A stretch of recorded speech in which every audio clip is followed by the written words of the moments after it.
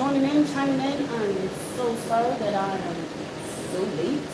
Um, yeah, I am. God, I have an awesome guest here. Shana, Shara. Shara. Shara Ruffin. Yes. Oh my God, I'm gonna get my name It's and all today's right. date and Okay. everything all squared away. I am. Trust me, I got it all mapped out. But we are here, really hot, talking about mental illness. Thank you, Ms. Ruffin, for coming on.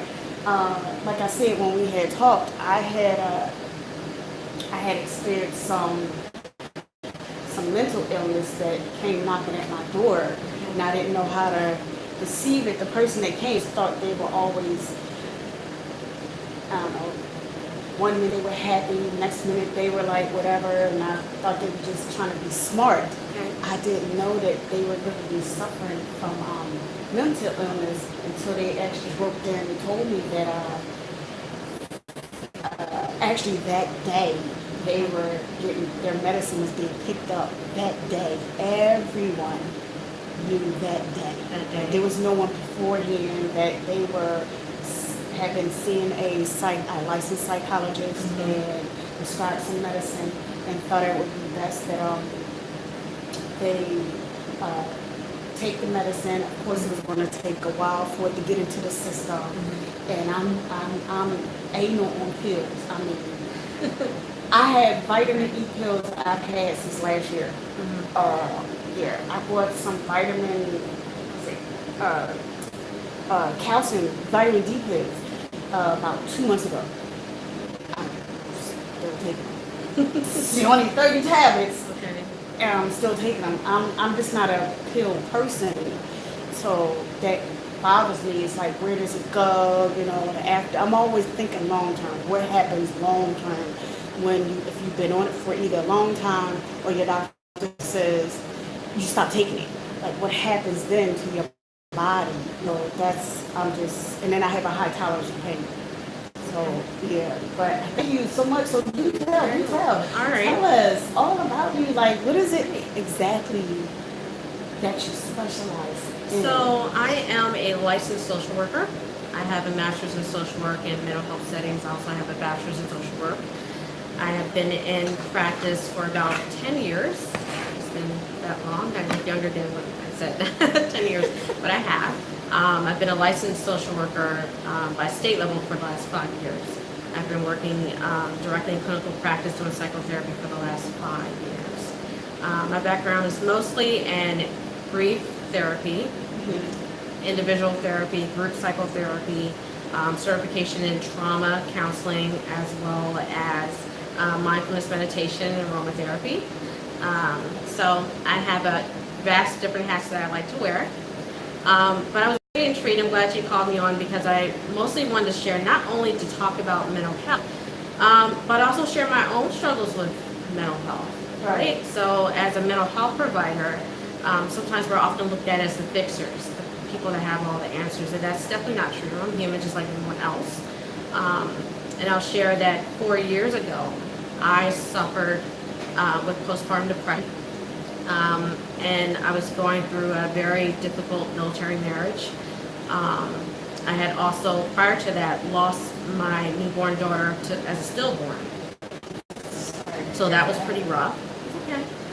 That was pretty rough. And then having to come to terms with my anxiety disorder, which I was diagnosed at 21 when I was in college. Didn't really think anything of it. At the time, I didn't have the mental health training background that I do now. But coming full circle is definitely given me the background as well as the personal knowledge to speak to it. So to share that when I had my son, I was not treated for my anxiety at the time. My ex-husband was in the military. He was in Tennessee, so he's pretty far away. And I had this newborn child to take care of by myself. And I had to work full-time. I went back to work about 4 weeks postpartum. And it was a lot to manage, and it hit me hard. I was hopeless. I drank a lot. I mean, in my family background, that's how we cope. You know, go for that bottle. Right. And I definitely did. And I was self-medicating a lot. And it wasn't until I think I hit rock bottom of having to get my son ready in the morning to go to work, and I was a mental health provider at the time, and having to say, you know what, this isn't working anymore. I need some help. And that's when I reached out. But it took a while for me to do that, even as a provider, to reach out for help. I was in the mindset of, I feel a lot of shame. I should know better because I have an educational background on mental health. I'm a provider. For God's sake, I should know better.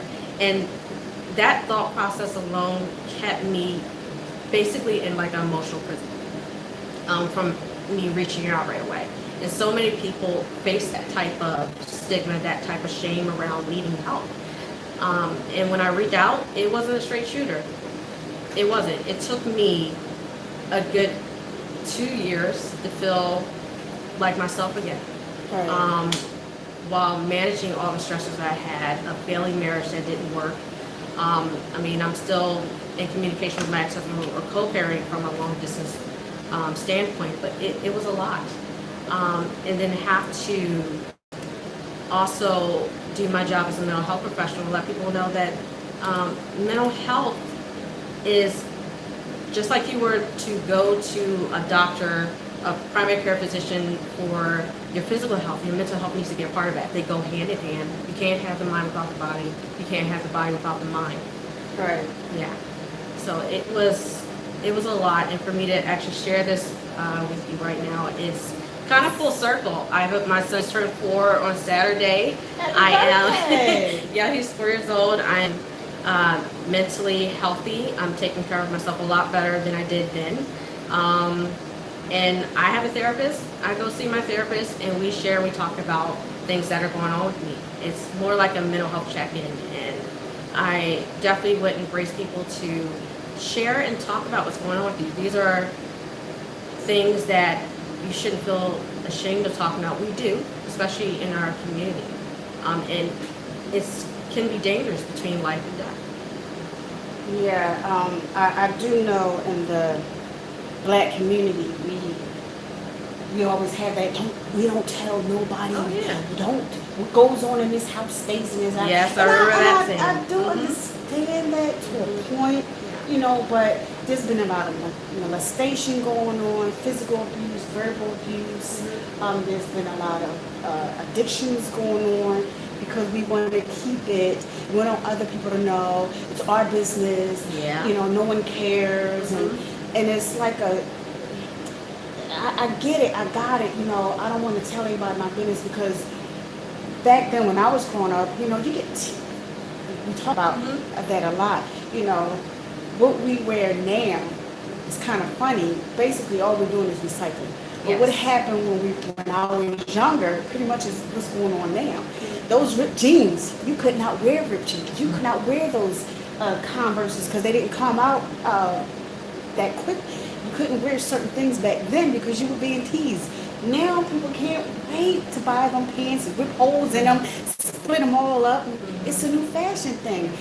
Back then you couldn't talk about being abused and sexual abuse and all that other stuff because you were getting teased.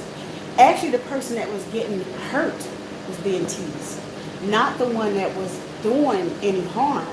And it was like, okay, no one looked at that person differently. They looked at you because you were the one going through it. Now it's reversed, but it took a minute. And I understand that secrecy.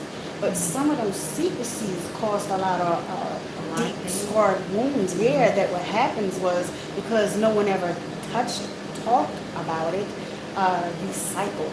Now you became, and you wind up recycling the same thing that you wanted to keep us. Oh, yes, secret. I can definitely speak to that. I mean, I'm pretty much open book now, so I don't mind sharing, but I realized not only through my work, but also in my own personal life, family pathology, if you're not aware of it, you will repeat it.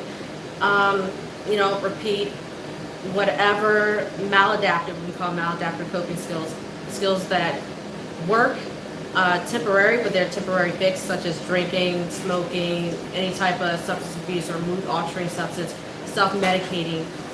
If you're not aware of it, you're going to repeat that same pattern, and it's so important to know that history Yeah. to want to be aware of that history. And it does take a level of awareness, and it takes some time for you to say, hey, this is all my stuff I'm carrying. If you might, I don't know if I'm derogatory language on the air, but if you're sitting in shit long enough, Yeah. if you're sitting in it, you're like, oh, I'm fine, smell fine, it don't smell, don't stink to me. But somebody else may be like, oh no, Yeah. you stink. Yeah. Sometimes it takes someone outside of what you can't see to say, Yeah. hey, you need to check in. Yeah, we always it is okay and it's not okay to be on the outside looking in. I get it. You don't you do have to take a step back and look at stuff and reevaluate stuff. I have a lady that I've never met these ladies at all, but somehow I got caught up in this group women's prayer or spiritual, I'm gonna say it that way, a group maybe about 3 years ago, and from that we just became connected on Facebook. We've never met, and I think out of maybe 5, yeah, I did. I spoke to all 5 of them, pretty much. Yeah, I did. But for whatever reason, everyone had their own stuff. I'm like, I don't know these ladies.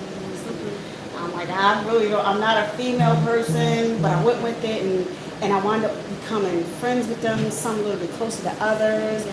But there was a lady that hit me up on social media. She hit me up, and we had an interaction a while ago, and I'm not gonna go into it, but because of that, we still stay friends. Actually, all of us. But she she said she had to take a step back and reevaluate herself, and she wanted to know how I viewed her, and I'm like, whoa, where'd that come from? Like, but it was from that interaction that sort of it went one way, and I brought it back. Okay. If that makes sense, without giving too much. But she took it and ran with it, and she thought I had bad blood with her, and I'm like, no, we cool. Like, I let that go like a long time ago. Moving forward, I don't want to dwell on that, but I had to share from what vibe I got and for what she was sending me that, it's okay to sit back and say, I'm going through whatever this I'm going through. I don't like the way I'm going or the way I'm doing things, And it's actually okay for people, but we don't within our black community. Oh, and what's yeah. interesting, not to go off, but Yeah. it's interesting how other cultures, especially Caucasians, they don't have an issue with saying, me, my family, or my child, we need some help. We're going to see a psychologist, psychiatrist, a therapist, whatever. Us in the black community, like, we are not telling them people our business. We're But going we to will go manage to it and pastor, handle it. right? We're going to Yeah. stay right here. We're going to work it all out. Yeah. And sometimes it does, and sometimes it doesn't. But it's okay to go outside. I figure this way, hey, you pretty much tell strangers some half the stuff in business anyway. You're in the store and you talk about your children or family or whatever, and you sharing it anyway. So why not somebody who specializes in it? I feel like there's multifaceted levels to this, right? We're talking about black community. Now, of course, I'm just one. Yeah. In terms of talking about my experience, but stigma runs deep. It really does when it comes to talking about mental health. It did for me, and I'm a therapist, and I was like, no, I'm good. It took me a while to come to realization that I had some stuff I needed to unpack and unzip and let go. But with that being said, there's a lot of trust that has to be established. Right. Therapy, slowly but surely, is not being looked at as something that is a hush-hush thing anymore. It is becoming more mainstream. However, that stigma, of course, like you said, is still there. Right. And the only way we're going to be able to address it is to keep talking about it, to be open about it. Right. And it's going to take time for people to want to come out and talk about those things, but to talk about them is to be real with it. Now, Yeah. how do you get people to want to, especially now, still, it's 2018, within the black community to say, yeah, I'm going to go talk about it. Yeah. I'm really, my mother used to always tell me that if you don't if you can't talk to me, talk to somebody. And me to want to talk anything over the period of time. Actually, I became attached to not talking to anybody. It's kind of sad because I'm still going through some stuff. Um, I still am. But I feel like, I really feel like those before me that, you know, they're going to laugh, they're going to poke fun and tease you, they're going to mock you. And then you got to be careful of how you tell and who you tell, because not everybody wants to. Not everybody's ready for that, and not everybody wants to know. Yeah. Nor should they. Of course, you should be very cognizant of who you trust and who you talk to, whether it's family, friends, or whatever. Really, this is about you, right? This is about your own health, overall health, not just mental health. It goes, like I said again, it goes along with physical health, being healthy overall.